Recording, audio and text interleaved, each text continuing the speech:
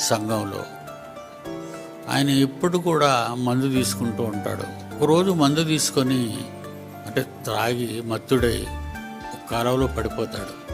అప్పటికి నేను ఆ దారిని వెడుతూ ఆయన బయటకు తీసి వాళ్ళ ఇంటికి దిగబెట్టాను. ఆ విషయం నేను వాళ్ళ ఇంటి వాళ్ళతో కూడా చెప్పలేదు.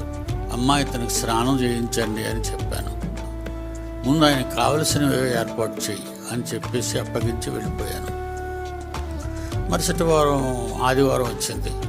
చర్చిలోకి వచ్చి కూర్చున్నాడు. నేను అప్పుడు ఏం చేశానంటే, మన మధ్యన ఉన్నటువంటి ప్రసాద్ గారు ప్రార్థనలో నడిపిస్తారు అనగానే షాక్ అయిపోయాడు ఆయన. నేను త్రాగి కాలువలో పడితే కళ్ళారా చూసి మా ఇంటికి దిగబెట్టి నేను త్రాగాను అనే విషయాన్ని ఎవ్వరికీ చెప్పకుండా మళ్ళా ఈరోజు నాకు ప్రార్థనకు అవకాశం ఇస్తున్నారు అయ్యగారని ఎంతో